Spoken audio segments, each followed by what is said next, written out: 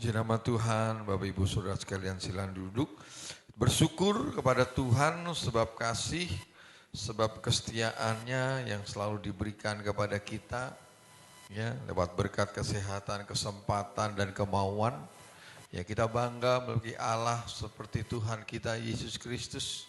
Ya, yang begitu mengasihi kita dan kebaikannya sudah teruji. Ya, dan selayaknya pengagungan itu hanya bagi Dia Yesus Kristus yang sudah hadir ya bersama dengan kita, sehingga setiap kita dengan iman yang ada pada kita percaya bahwa kita semua akan diberkati oleh Tuhan dengan berkat yang datangnya daripada Tuhan, dan kita mengucap syukur ya buat semua itu. Karena itu mari ya kita lebih sungguh-sungguh di dalam Tuhan, dan terimalah salam persekutuan dari saya Philadelphia. Kasih persaudaraan. Sekali lagi Philadelphia. Kasih persaudaraan. Puji nama Tuhan. Mari kita akan belajar firman Tuhan.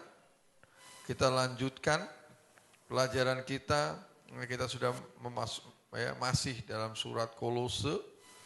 Ya, kita sampai pada poin yang kedua tentang orang-orang yang dicatat ya. Orang-orang yang dicatat Paulus dalam surat Kolose. Ya. Dan yang pertama itu kita sudah belajar, yaitu orang-orang yang tetap tinggal atau yang setia bersama dengan Paulus. Itu ada 4 orang. Yang pertama Aristarkus, yang kedua Yohanes Markus, ya. Yang ketiga Justus, ya. Dan yang keempat kemarin kita belajar Tabib Lukas. Ya, itu adalah orang-orang yang tetap setia. Dia mengajarkan kita untuk menjadi orang-orang yang setia, tetap setia sampai akhir. Ya, sebab mereka lah orang-orang yang tercatat namanya. Dan kita meyakini kalau saya dan saudara seperti mereka, bahwa saya dan saudara juga pasti akan tercatat namanya di dalam kitab kehidupan anak domba. Itu yang menjadi kerinduan kita. Ya, supaya kita boleh layak masuk ke kota Yerusalem yang baru. Siapa mereka? Mereka adalah orang-orang yang tetap setia. Ya, di tengah-tengah tantangan, di tengah-tengah persoalan, ya mereka bukan tanpa masalah dalam menjalani kehidupan mereka. Aristarkus, Lukas, ya Markus, semua punya persoalan-persoalan. Justus. Ya, tapi mereka tetap menunjukkan kepada kesetiaannya.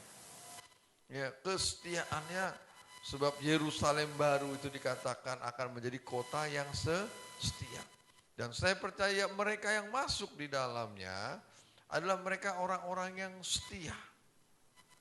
Ya, orang-orang yang tidak mudah pindah ke lain hati. Tapi dia tetap setia melakukan tugas apa yang dipercayakan, apa yang ditanggungkan atas kehidupannya. Ya, mereka tetap ya menjadi orang-orang yang setia.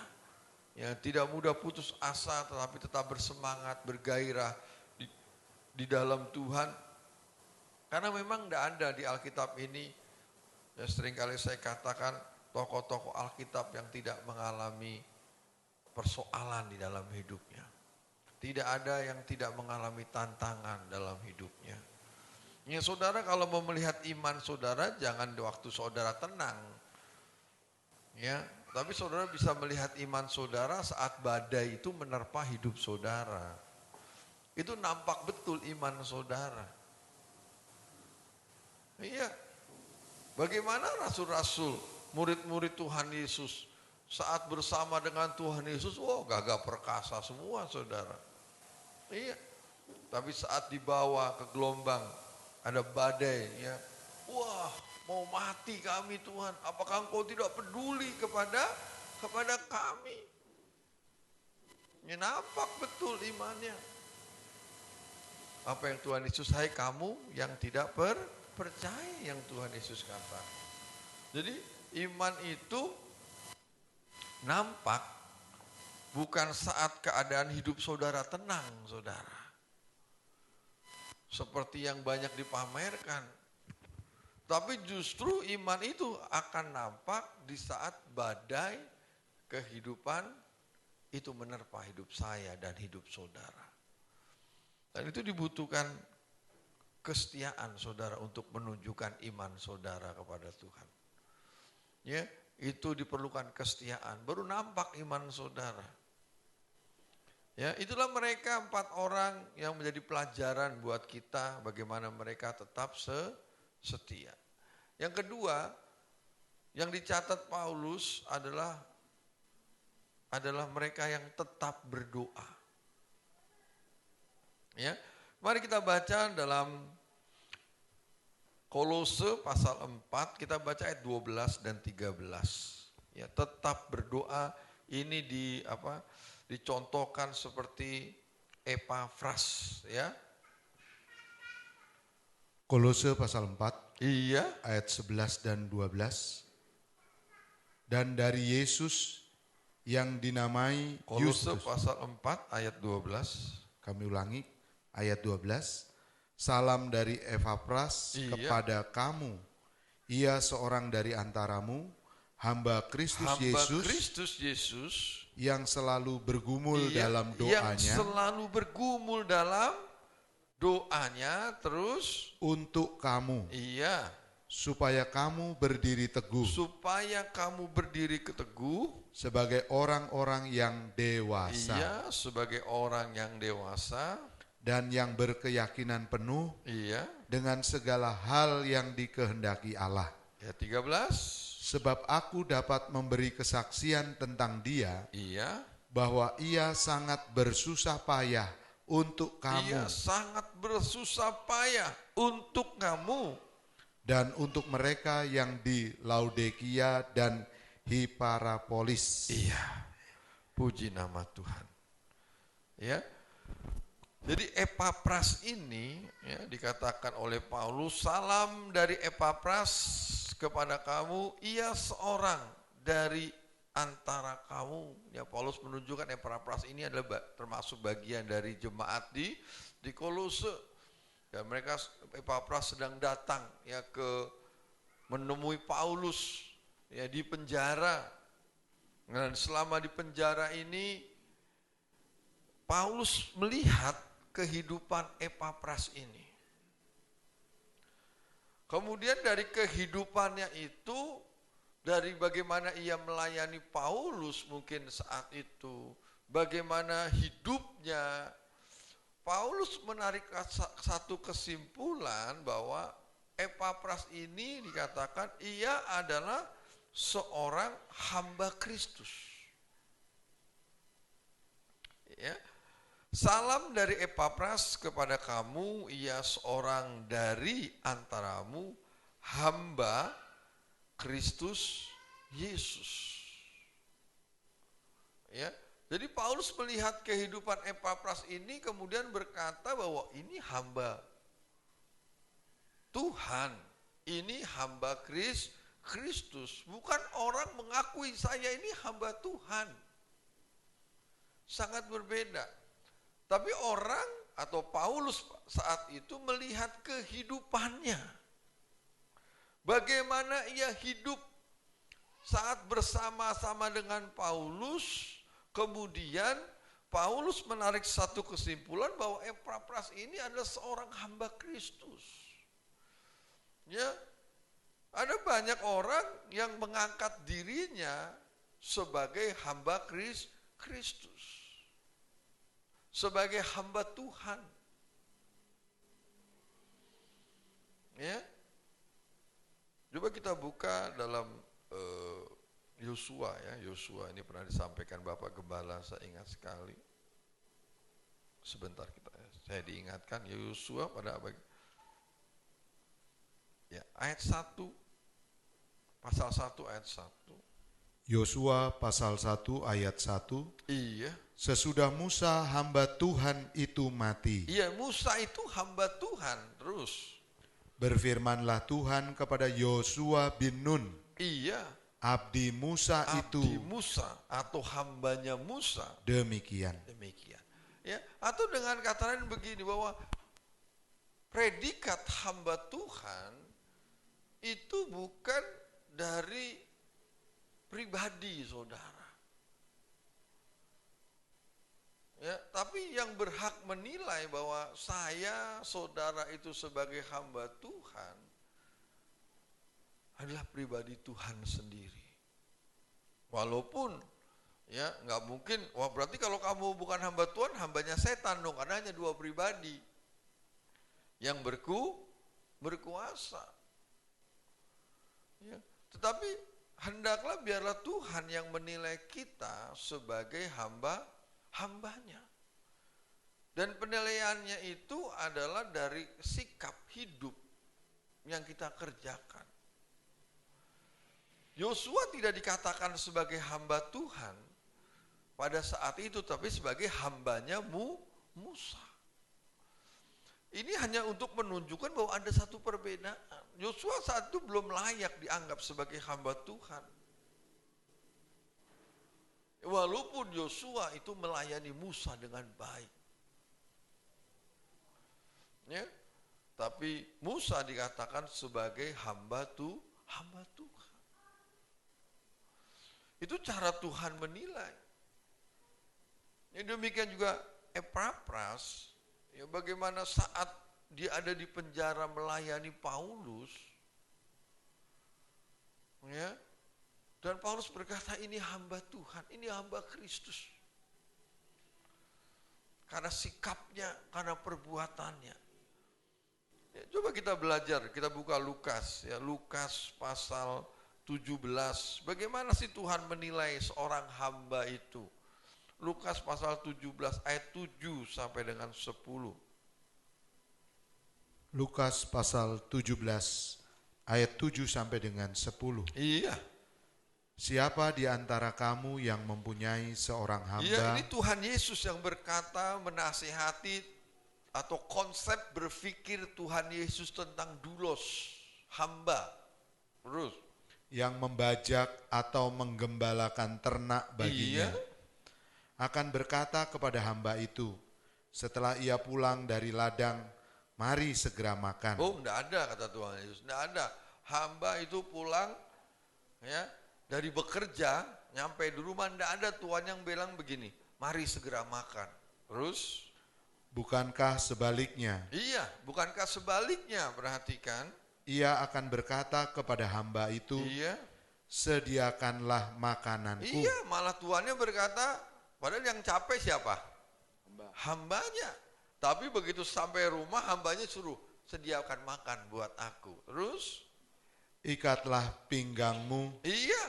dan layanilah aku. Dan layanilah aku. Sampai selesai aku makan dan minum. Iya. Dan sesudah itu engkau boleh makan dan minum. Baru boleh makan. Terus? Adakah ia berterima kasih kepada iya, hamba itu? Adakah ia berterima kasih kepada hamba itu? Karena hamba itu telah melakukan apa yang ditugaskan kepadanya. Tidak, saudara, pasti tidak berterima kasih karena memang itu tugasnya. Terus? Demikian jugalah kamu, apabila kamu telah melakukan segala sesuatu. Apabila kamu telah melakukan segala sesuatu yang ditugaskan kepadamu, yang dipercayakan kepadamu, hendaklah kamu berkata, iya, kami adalah hamba-hamba yang tidak berguna. iya, kami adalah hamba-hamba yang tidak berguna. Kami hanya melakukan apa yang kami harus lakukan. Iya, kami hanya melakukan apa yang harus kami lakukan. Ya, paling tidak ada dua hal ciri seorang hamba yang dimaksud Tuhan Yesus pada ayat ini. Yang pertama, seorang hamba itu tidak mengharapkan upah. Dia sudah bekerja di ladang. Tapi Tuhan Yesus katakan, apakah Tuhan yang menyuruh dia makan? Oh enggak. Ya, tapi justru Tuhan Yesus katakan dia akan disuruh untuk melayani dirinya. Ya, kalau saudara dan saya mau menjadi belajar, mau menjadi hamba Tuhan, maka belajarlah saudara untuk tidak mengharapkan upah. Ya, ini upah jasmani saudara, upah lahiriah. Ya, karena kita masih ada di dunia, seringkali saat kita melakukan tugas kita selalu mengharapkan upah. Ya, bahkan jangankan upah, tadi Tuhan Yesus katakan, apakah Tuhan yang berterima kasih? Nah, jangankan upah, jangan harapkan saudara ucapan terima kasih, saudara. Ya. Jadi kalau sudah melayani, enggak diucapin terima kasih, ya sudah. Kalau saudara mau menempatkan seorang diri sebagai seorang hamba. Ya. Jadi kalau saudara mau belajar menjadi hamba Kristus, ya bukan berarti tidak boleh menerima upah, saudara, bukan. Tapi saat saudara mengerjakan pelayanan itu, jauhkan hati dan pikiran saudara untuk mengharapkan balasan. Bahkan ucapan terima kasih sekalipun. Ya, ini yang Tuhan Yesus ajarkan. Jadi tidak mudah menyandang hamba Tuhan. Kalau zaman sekarang hamba Tuhan malah orang-orang yang selalu minta dihargai dan dihormati. Iya. Ya, kartu jabatan hamba Tuhan itu dipakai alat sekarang. Ya, bisa untuk cari duit, saudara. Ya, apalagi kalau sudah keluar dari Departemen Agama, wah, bisa.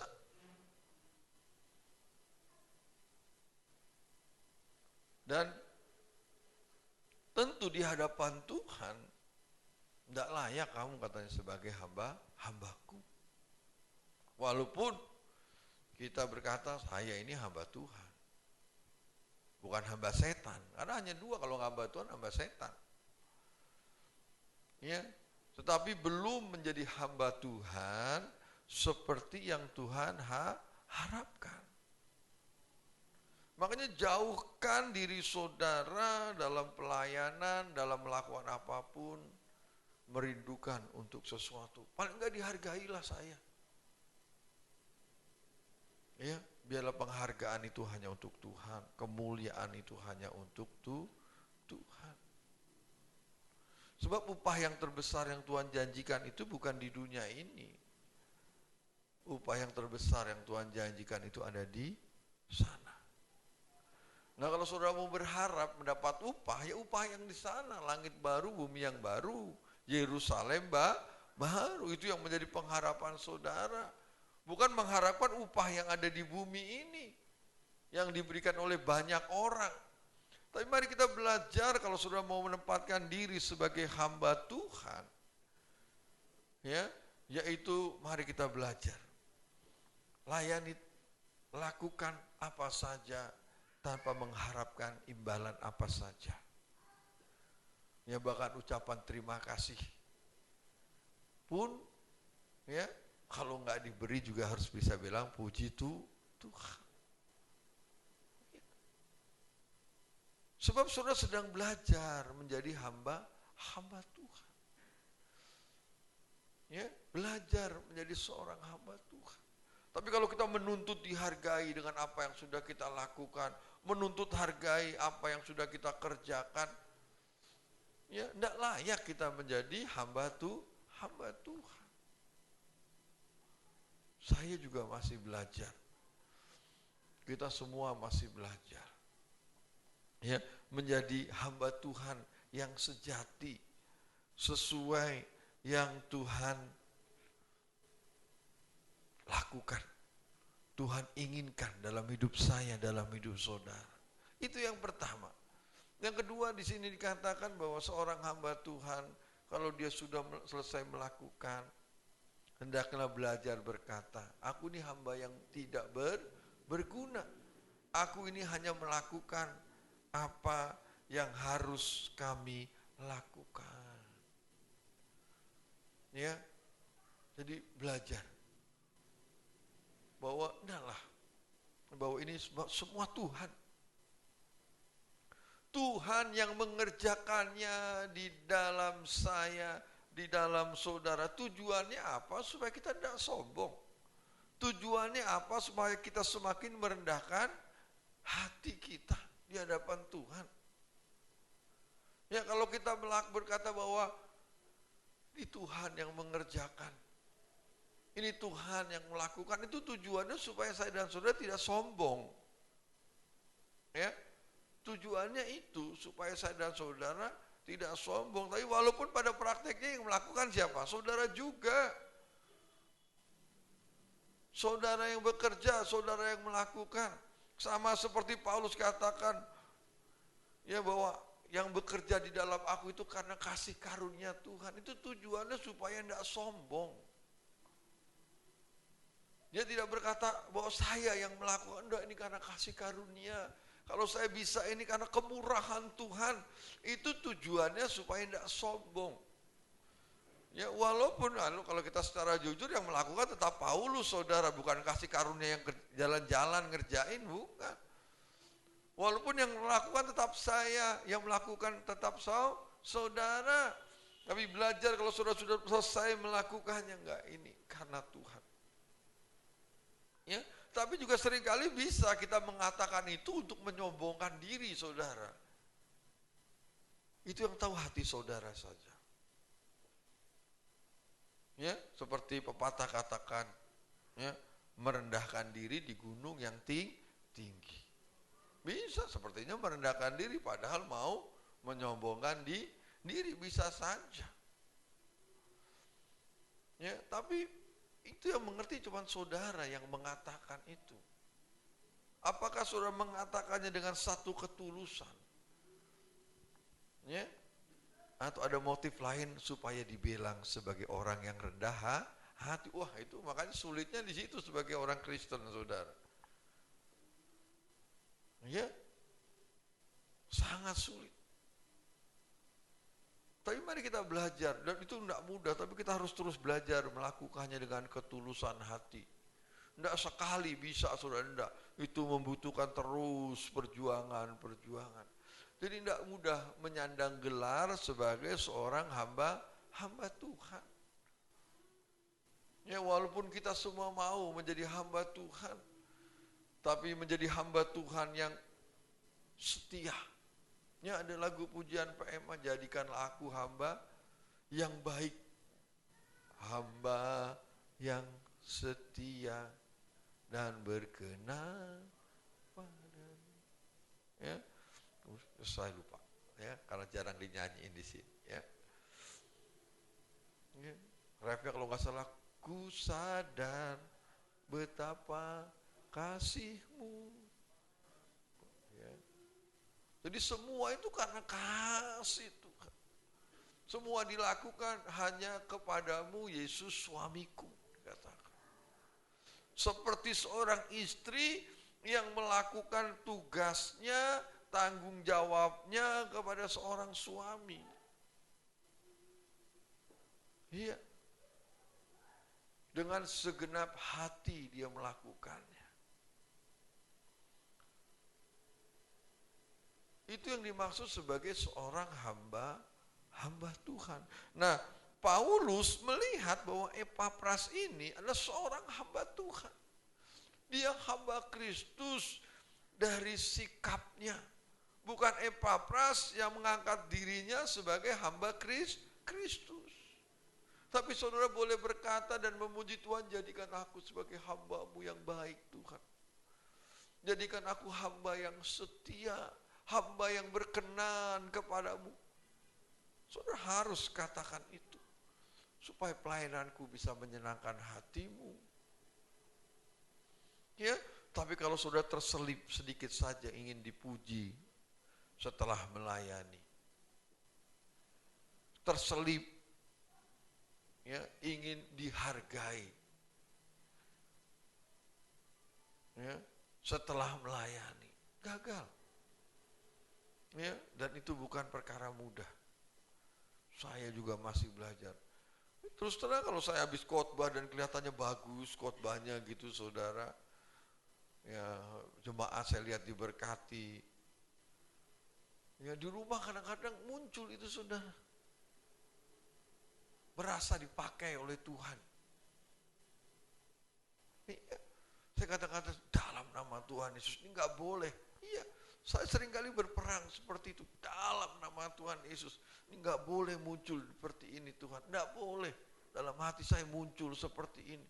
Iya, bergumul untuk bisa itu dalam nama Yesus, dalam nama Yesus, dalam. Nggak boleh. Ini sombong. Kadang-kadang saya marahin diri saya, Heru sombong banget sih lu, baru bisa begitu aja. Iya, saya seringkali marahin diri saya untuk mengingatkan. Iya. Jangan sombong kamu Heru, baru begitu aja belagu. Iya. Supaya bisa menjadi seorang hamba seperti yang Tuhan inginkan. Iya. Dan terus belajar merendahkan diri di hadapan Tuhan. Ya, dan Epapras itu dilihat Paulus layak menyandang sebagai seorang hamba Kristus. Ya, dan itu dibuktikan, kita kembali Kolose, ya, dibuktikan dengan apa yang dilakukan. Akan saya baca ya, ayat 12, salam dari Epapras kepada kamu, ia seorang dari antaramu, hamba Kristus. Ya, apa yang dilakukan? Yang selalu bergumul di dalam doanya untuk kamu. Paulus melihat bahwa Epapras ini memiliki satu kehidupan doa yang luar biasa. Iya. Kemudian ayat 13, coba baca ayat 13. Ayat 13, sebab aku dapat memberi kesaksian. Iya, sebab aku dapat memberi kesaksian. Jadi Paulus berkata, aku melihat apa yang dilakukan Epapras dan aku tuh bisa bersaksi kepadamu Tentang dia. Iya, terus. Bahwa ia sangat bersusah Ia payah. sangat bersusah payah. Untuk kamu. Cukup, untuk kamu. Ya, padahal jemaat Kolose jauh. Dia satu di penjara bersama dengan Paulus. Tapi Paulus melihat bagaimana Epapras ini tekun di dalam doa. Ya, dengan satu kata apa? Bergumul di dalam doa. Bahkan Paulus katakan bersusah payah. Ya, ia sangat bersusah payah untuk kamu. Dia bergumul di dalam doa. Ya, kata bergumul ini sama seperti kata yang dipakai di dalam surat Lukas bagaimana Yesus di Taman Getsemani bergumul.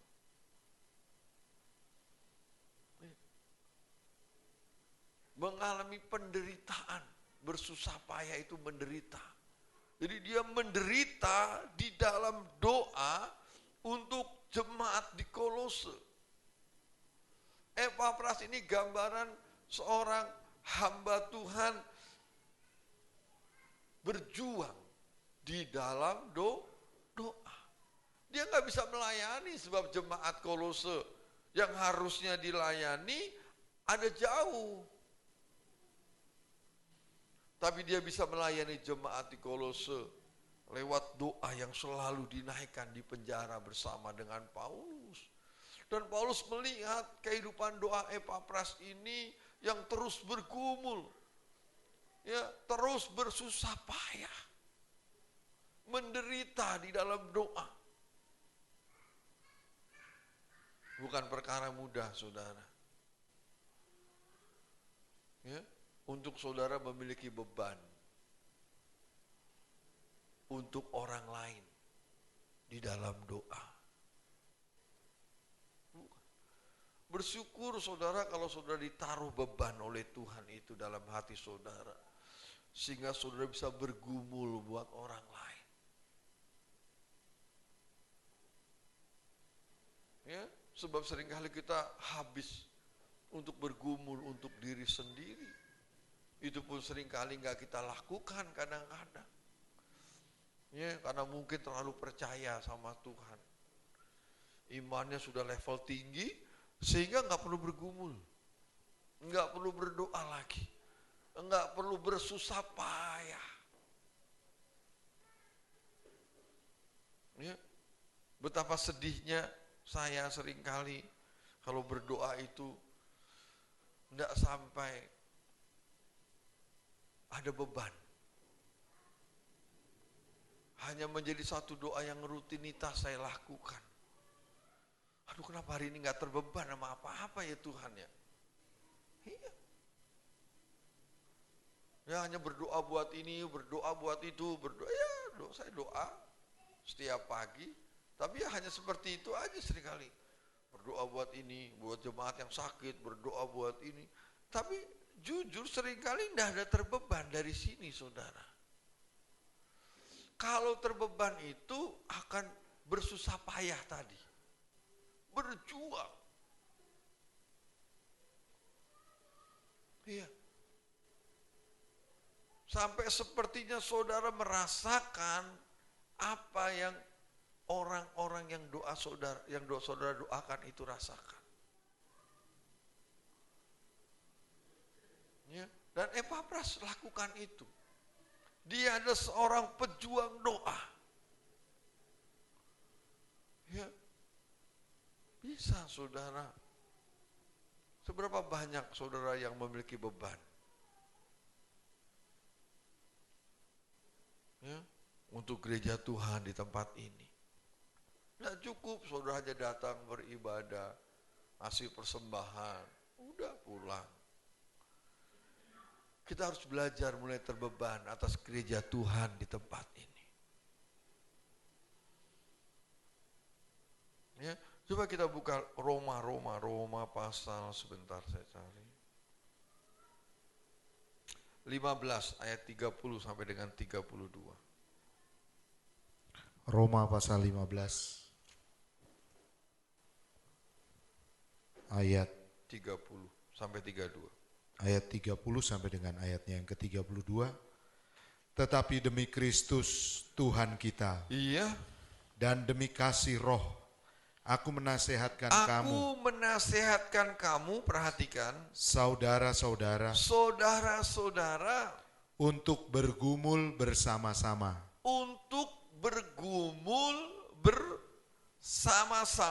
Terus dengan aku.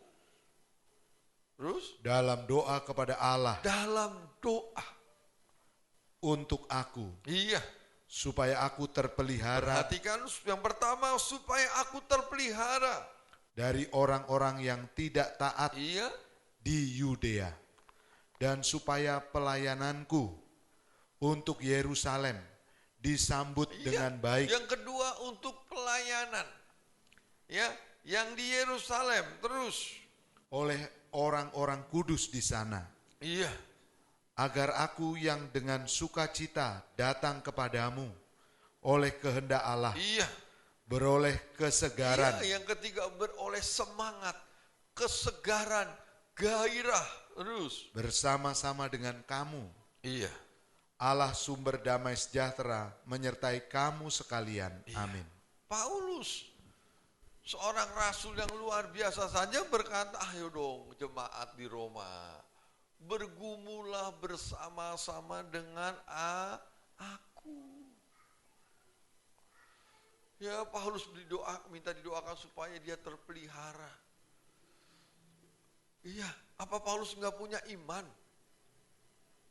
bahwa pasti dibela dan dipelihara Tuhan? Punya. Tapi dia tahu betapa pentingnya bergumul di dalam doa. Berjuang di dalam doa. Supaya terpelihara.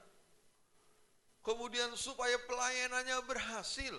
Yang kedua dikatakan. Yang ketiga supaya mendapat kesegaran atau tetap bersemangat di dalam melayani. Oh, enggak gampang saudara.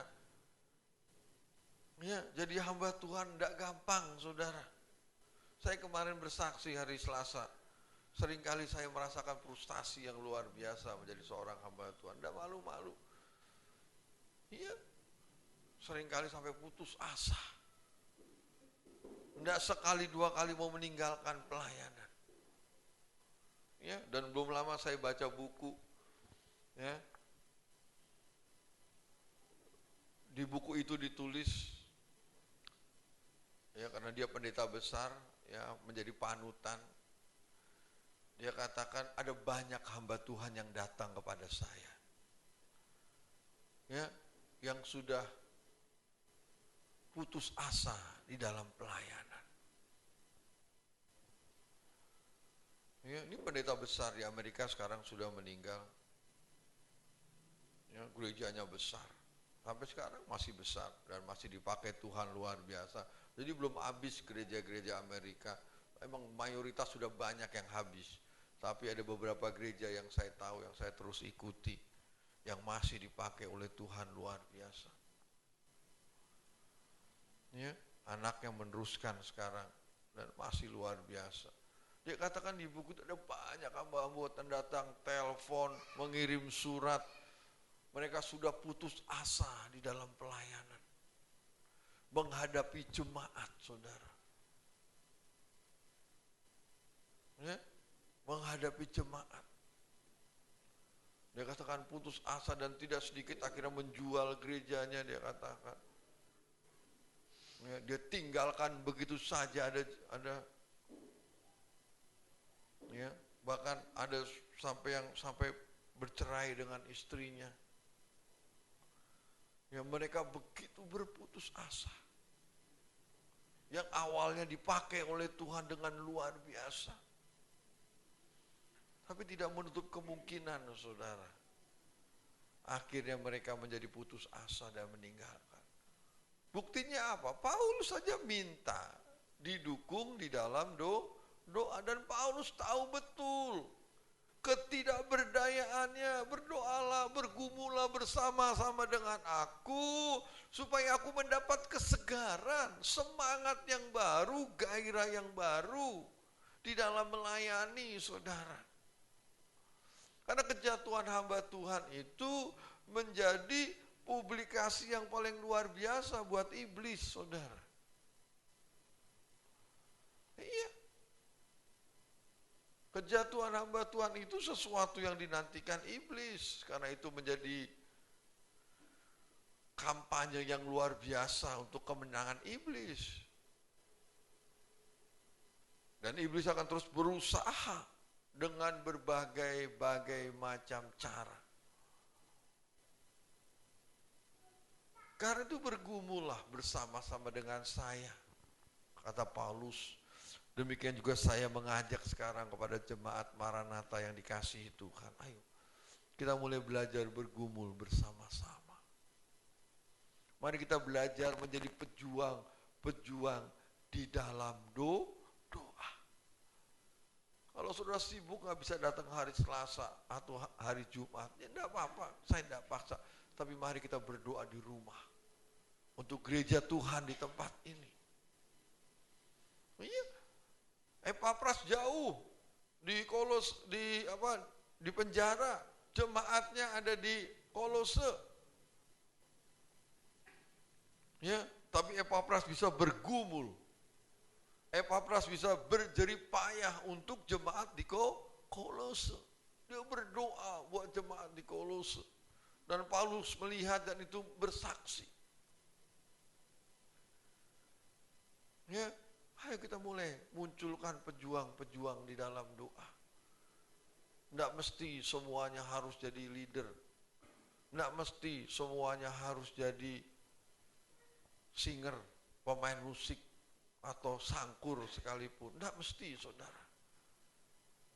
Ya, dan yang seperti itu tidak perlu dipaksa. Tapi jadilah semua sebagai pejuang doa. Karena memang itu yang Tuhan inginkan. Menjadi pejuang-pejuang doa. Yang bergumul, yang jerih payah, yang turut ambil dalam penderitaan, saudara. untuk kemajuan jemaat di Kolose, Epafras ini bergumul. Oh, dia enggak berdoa untuk dirinya sendiri. Bukannya enggak boleh, saudara. Tapi seringkali kita habis juga untuk mendoakan diri kita sendiri. Ya, berdoa untuk keberhasilan diri kita sendiri. Tapi mulai saudara ambil bagian bergumul buat orang-orang yang saudara kasihi. Ya, seperti yang saya katakan, Tuhan Yesus itu bergumul, berdoa, bukan karena dia mengasihi dirinya, karena dia takut mengalami penderitaan. Enggak, saudara, saya percaya Tuhan Yesus enggak takut mengalami penderitaan yang akan dihadapi di depan. Bukan itu yang dia gumulkan. Yang dia gumulkan adalah orang-orang yang akan percaya kepadanya setelah apa yang dilakukan.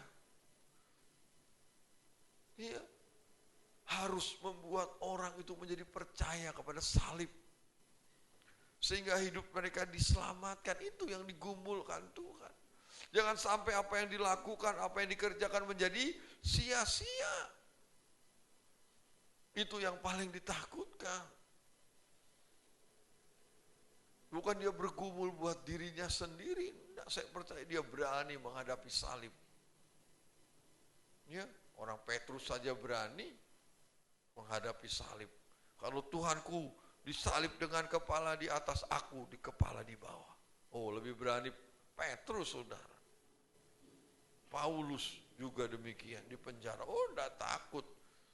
Padahal dia sudah diberitahu oleh Nabi Agabus, kamu akan menerima aniaya, penderitaan di Roma, di Yerusalem. Oh, enggak takut. Dia tetap berangkat. Walaupun banyak menasehati, jangan. Enggak takut. Orang-orang di dalam Tuhan itu enggak takut menderita, saudara. Kalau saudara mengerti kebenaran firman Tuhan. Yang ditakutkan adalah apa yang dilakukan akan menjadi sia-sia. Itu yang digumulkan. Ya, dan mari kita belajar menjadi pejuang-pejuang di dalam doa seperti Epafras ini. Dan Paulus begitu bangga kepada Epafras sehingga namanya ditulis. Ya, dia Epafras yang bergumul di dalam doa. Ya, kita kembali. Dikatakan tadi ya dalam Kolose. Akan saya ulang. Ya. Yang selalu bergumul dalam doanya untuk kamu. Tujuannya, ya sekarang kita masuk bagian yang ketiga, tujuannya supaya kamu berdiri teguh sebagai orang-orang yang dewasa dan yang berkeyakinan penuh dengan segala hal yang dikehendaki Allah. Ini yang digumulkan oleh Epafras. Dan Paulus tahu betul, dia nggak bergumul supaya jemaatnya diberkati, jadi kaya, usahanya, bukannya enggak boleh. Tapi buat Epafras itu bukan hal yang paling penting. Iya. Ya. Yang digumulkan, yang didoakan Epafras bukan tidak selalu ya untuk perkara-perkara yang ada di dunia ini. Tapi Epafras bergumul itu untuk jemaat supaya dewasa. Ini kalau dalam bahasa Alkitab bahasa Inggris sempurna, saudara. Sama seperti di Ibrani dikatakan dewasa. Ya, tapi sebenarnya artinya sempurna. Itu yang digumulkan, itu yang didoakan supaya jemaat itu sempurna. Bukan perkara yang mudah, saudara. Mengajak dewasa itu untuk bisa dewasa di dalam Tuhan. Ya, bukan perkara yang mudah. Walaupun sudah diajar firman, saudara. Ya, berkali-kali saudara mendengar firman terus. Tapi kalau ini loh, di hatinya belum dibenahi oleh Tuhan. Ya, Ya, walaupun benihnya itu unggul sekalipun saudara. Ya, kalau saudara suka bercocok tanam. Walaupun benihnya unggul, kalau tanahnya itu tidak baik, tumbuhnya nggak sempurna. Iya. Ada kata menghasilkan buah juga tidak banyak mungkin. Ya, atau hanya bertumbuh tidak menghasilkan buah. Walaupun benihnya baik. Ya, tapi kalau hatinya belum diproses, belum dikerjakan dengan baik. Nah, untuk hati itu diproses dengan baik, kalau hati itu seperti tanah kan, apa-apa yang tidak berguna harus dikeluarkan saudara itu terlebih dahulu. Supaya bisa menerima benih firman yang baik, sehingga firman itu bisa bertumbuh, menjadikan saudara dewasa di dalam Tuhan. Apa-apa yang tidak baik harus terus dikeluarkan. Jadi bersyukur kepada Tuhan kalau hati saudara itu sedang diproses.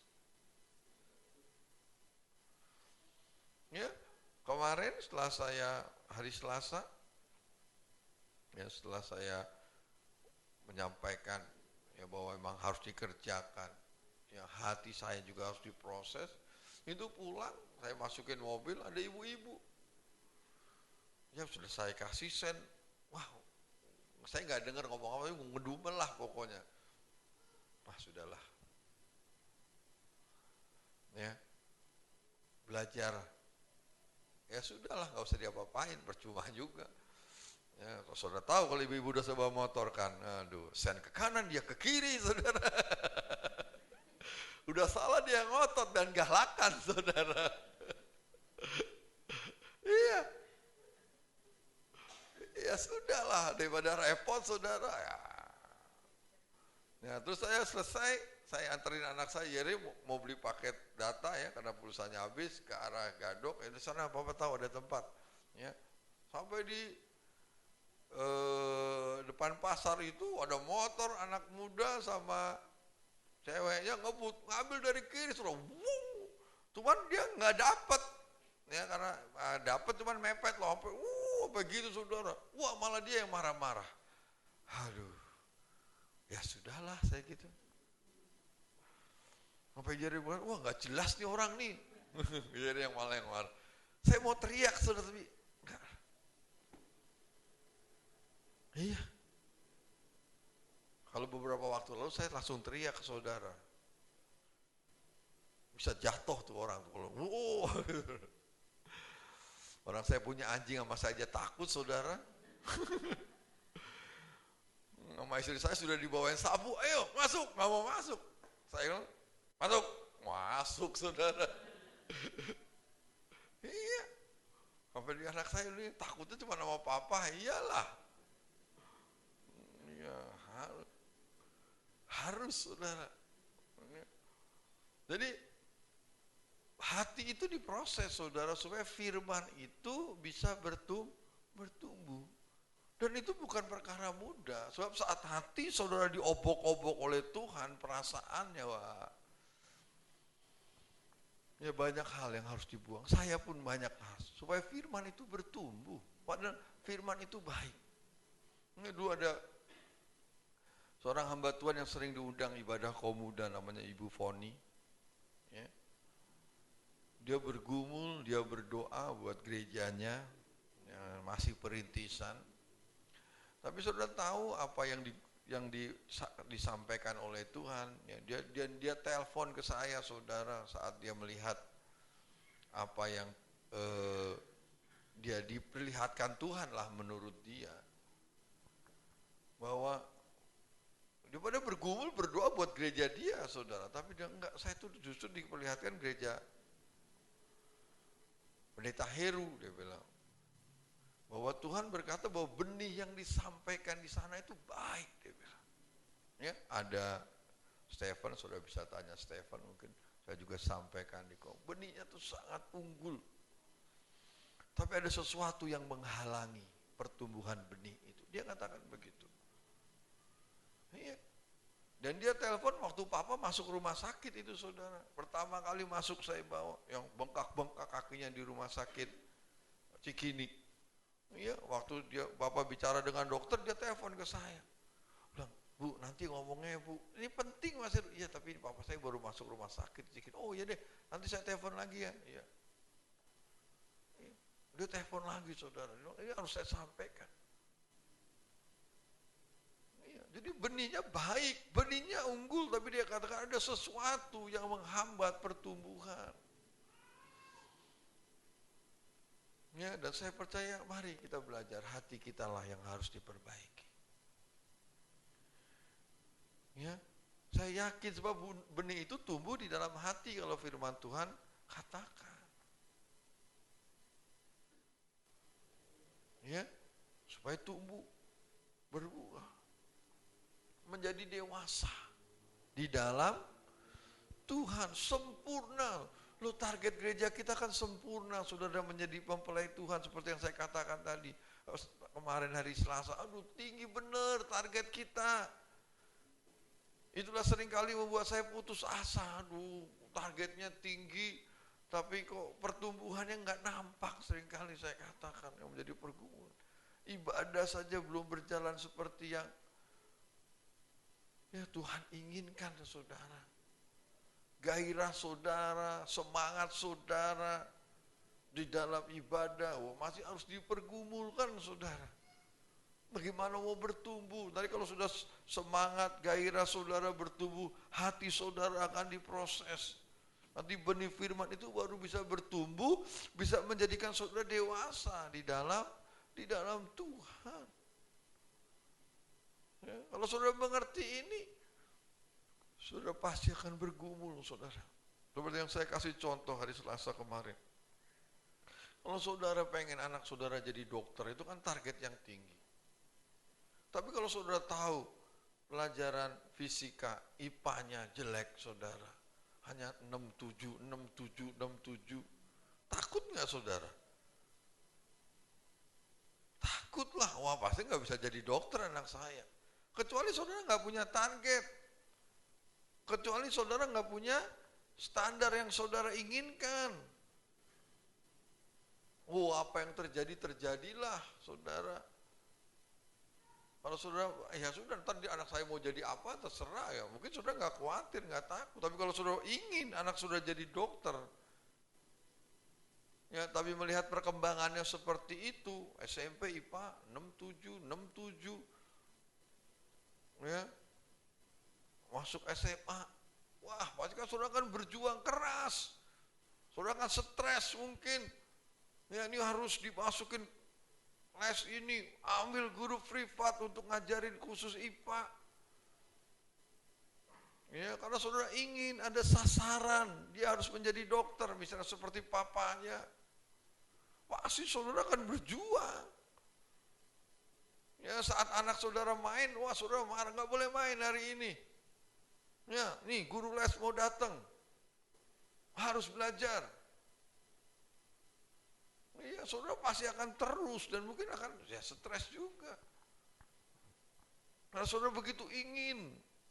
Nah ini untuk perkara yang jasmani, untuk perkara rohani kita sudah canangkan itu, bukan saya yang canangkan saudara. Ya, bukan saya yang mencanangkan untuk gereja Maranatha ini menjadi mempelai Kristus, bukan saya. Ya, Bapak Gembala yang begitu merindukan. Dan tentu saya yang harus melanjutkan. Ya, karena itu merupakan kerinduannya, jadi itu targetnya tinggi, sempurna. Menjadi mempelai Tuhan. Bagaimana mungkin nggak bergumul, bagaimana mungkin nggak terus agak memaksa sedikit, mungkin saudara sakit hati karena terlalu ditekan. Ya, mungkin pelayan-pelayan Tuhan juga kok begitu sih? Ya, karena kekhawatiran. Ya, kekhawatiran rohani saudara, bukan kekhawatiran jasmani. Paulus juga katakan, aku takut kalau kamu itu kan kekhawatiran. Kamu diperdaya oleh iblis. Itu kekhawatiran rohani, enggak apa-apa saudara. Jangan sampai aku yang mengajar, aku sendiri ditolak. Itu kan kekhawatiran rohani. Enggak apa-apa saudara. Juga saya takut jemaat Maranatha tidak sampai seperti yang kita rindukan. Jadi kalau ada tekanan-tekanan sedikit memang ya, untuk anak yang dewasa kan mengerti, sebab papa pengen saya jadi dokter, jadi saya harus berusaha. Ya, jam main saya dikurangin, jam kencan saya dikurangin. Mungkin kalau anak yang mulai berpikir dewasa, mau melakukan apa yang menjadi kerinduan orang tuanya, dia pasti akan berusaha itu. Oh papa pengen saya jadi dokter, kemampuan saya terbatas. Ya, dia terus, wah berarti jangan main, kurangi nonton TV. Itu saudara. Ya, kalau guru lesnya pulang, saya ulang lagi pelajarannya. Ya, karena untuk mencapai target, sasaran. Ya, akan terus berjuang. Nah, kalau hati saudara sedang diproses supaya benih firman itu menjadi tumbuh, berbuah, sehingga seringkali agak-agak dipaksa. Mungkin hati saudara tersasat, terluka. Ya, tapi kalau sudah tahu itu untuk kebaikan saudara, sebab ada sesuatu yang tidak baik dalam diri saudara yang harus dikeluarkan. Ada yang tidak baik dalam diri saya yang harus dikeluarkan. Mari kita belajar bisa menerima semua itu, supaya saya dan saudara bisa dewasa. Ya, dewasa di dalam Tuhan, sempurna. Saudara bisa baca bahasa Inggrisnya, bahasa Yunaninya juga sempurna. Ya, bukan dewasa, bukan sempurna saja, tapi dikatakan apa? Ya, dan yang berkeyakinan penuh dengan segala hal yang dikehendaki Allah. Ini kalau dalam bahasa Inggris atau bahasa asli, komplit. Berkeyakinan penuh, jadi komplit, full. Jadi kita benar-benar komplit dalam mengerti segala kehendak Allah. Saudara bisa bayangkan, seringkali kita aja nggak mengerti kehendak Allah. Ya, tapi Epafras ini bergumul supaya jemaat mengerti penuh keyakinan segala kehendak Allah, keinginan Allah.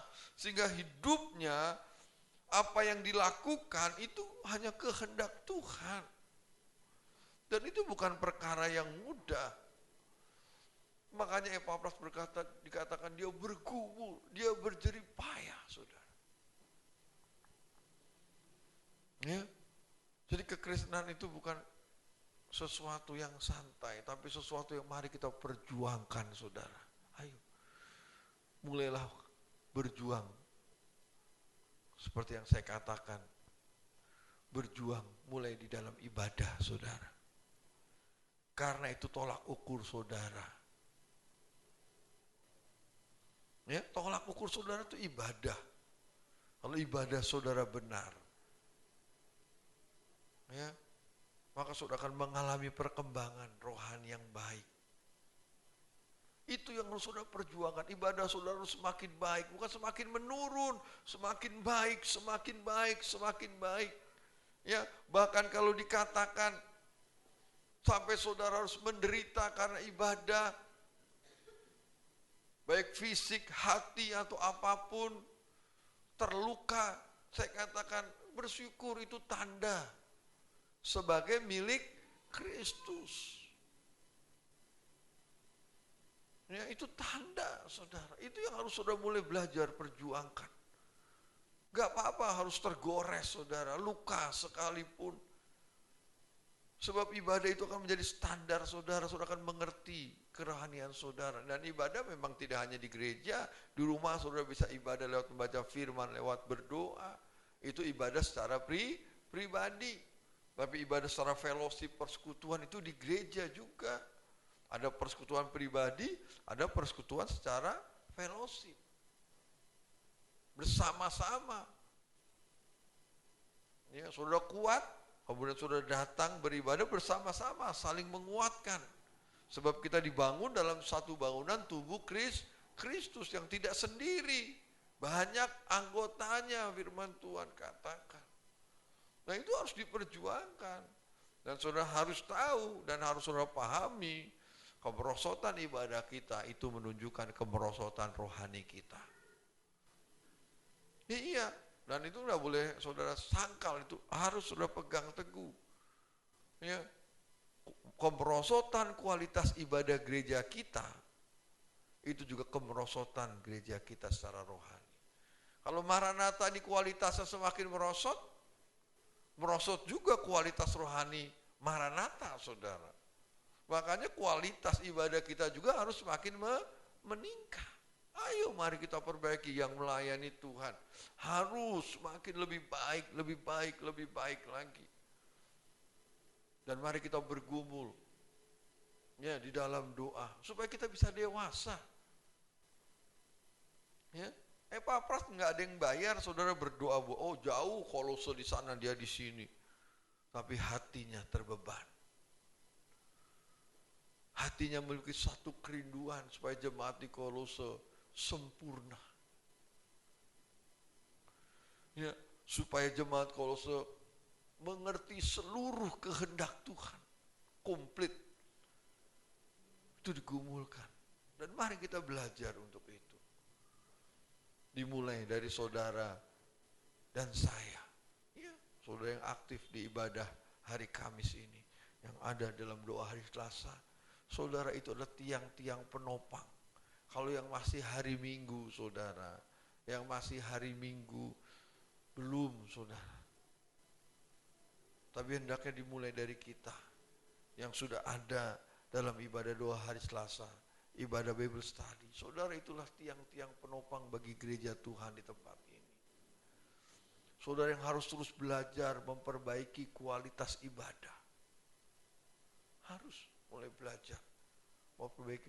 Masing-masing kita sendirilah belajar memperbaiki kualitas ibadah kita. Ayo kita perbaiki. Semua pelayan-pelayan Tuhan, mari. Ya, jangan lihat yang lain dulu. Tapi saudara, ayo saudara perbaiki pribadi saudara. Saudara yang hadir, pemain musik yang hadir dalam ibadah doa Selasa hari Kamis. Saudara yang harus menjadi teladan, menjadi contoh untuk pemain musik yang lain. Tanggung jawab. Saudara yang jadi leader, singer yang hadir dalam ibadah doa Selasa hari Kamis. Saudara harus menjadi teladan. Ya, buat leader-leader lain yang belum berkesempatan Anda hadir dalam ibadah ini. Semoga saudara porsinya lebih banyak. Kalau saudara nggak lebih baik soal kerohanian, oh sayang sekali saudara. Aneh kalau saudara nggak lebih baik dibandingkan dengan yang lain. Kalau nggak saudara ada di depan menjadi teladan, aneh. Orang saudara datang hari Selasa, datang hari Kamis, tapi saudara nggak bisa jadi teladan yang baik, yang benar dalam pelayanan. Harus menjadi teladan. Dan itu harus mulai bergumul buat itu. Ya, setiap kita. Ya, kita semua mulai belajar dan mulai bergumul. Karena target kita jauh menjadi mempelai Tuhan. Menjadi sempurna, dan kiranya itu bukan hanya ucapan kita nyanyikan ku rindu menjadi mempelaimu, ku rindu menjadi mempelaimu, tapi secara rohani kita tidak mengalami peningkatan, tidak terus dewasa, sudah masih terus anak-anak. Dan itu sekali lagi saudara bisa lihat dari kualitas ibadah yang kita kerjakan. Ya. Baik secara pribadi maupun secara persekutuan. Ya. Dan mari saya ajak sebagai hamba Tuhan, seperti Paulus mengajak, bergumullah bersama dengan aku. Demikian juga saudara dan saya ajak, ayo mari, saya juga bergumul, saudara bergumul bersama-sama. Kita satu keluarga. Kita punya tanggung jawab yang sama, bukan saya saja. Saudara juga punya tanggung jawab yang sama untuk kemajuan gereja Tuhan di tempat ini. Ya, Kita bergerak bersama, berjuang bersama. Kita bergandeng tangan. Buang segala hal yang tidak baik dalam diri kita. Itu adalah kerjaannya iblis untuk memecah belah kita, untuk merusak kawanan. Ya, itu kerjaannya iblis, saudara. Jangan ikutin. Ya, jangan turutin. Karena iblis selalu ingin selalu. Ya, kalau kemarin hari Selasa saudara ingat satu ayat lagi nggak apa-apa ya.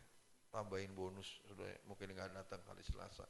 Yesaya pasal berapa? Terakhir saya lupa bentar ya. Iya, pasal 50 ayat 4 dan 5. Yesaya pasal 50 ayat 4 dan 5. Iya. Tuhan Allah telah memberikan kepadaku. Tuhan Allah telah memberikan kepadaku Lidah seorang murid. Lidah seorang murid. Supaya dengan perkataan aku. Iya, supaya dengan perkataan aku dapat memberi semangat baru. Dapat memberi semangat yang baru. Kepada orang yang letih lesu. Iya.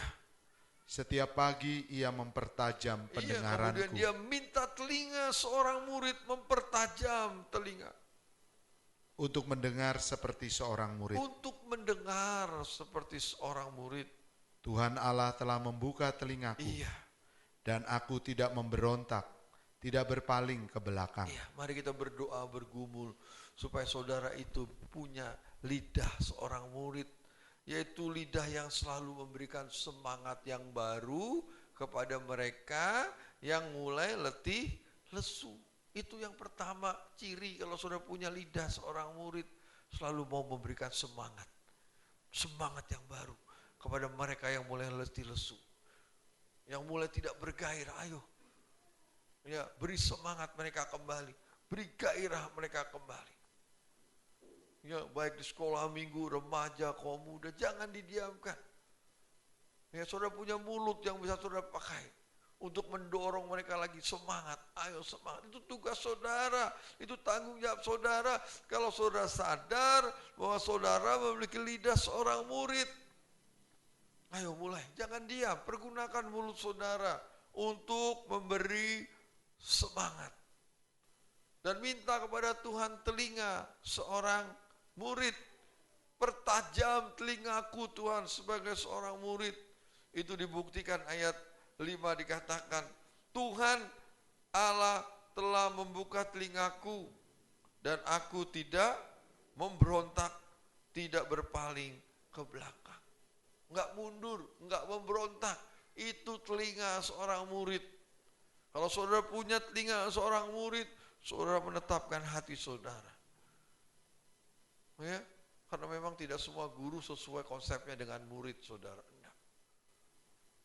Ya, kalau dulu saya kuliah terkenal sebagai pemberontak, sampai dosen saya ada yang marah, ini kalau udah lawan Pak Petrus dulu, karena salah semua dosen buat saya, nggak ada yang benar. Iya, wah saya bukannya marah, saya kesel naik darah bang, sampai ada dosen begitu mas saya saudara. Iya, Alek Taliak namanya saya ingat. Ya, padahal dia lulusan Jeffrey. Iya, dia katakan saya, karena nggak pernah menang debat saudara. Ya, oh saya naik darah kalau lawan kamu apa itu. Iya, tapi itu bukan seorang murid saudara. Ya, tapi seorang murid belajar untuk hati ini tidak memberontak. Belajar hati ini tidak berbalik ke belakang, berbalik. Supaya sudah mudah diajar firman. Nanti sudah akan bertumbuh di dalam Tuhan. Karena pintu masuk firman kan dari telinga, saudara. Ya, kepikiran kemudian ke hati. Tapi kalau hati ini memberontak, mentok lagi, keluar lagi, saudara. Itu mari kita berdoa, minta pada Tuhan telinga seorang murid, lidah seorang murid. Ya, kita tutup Alkitab kita.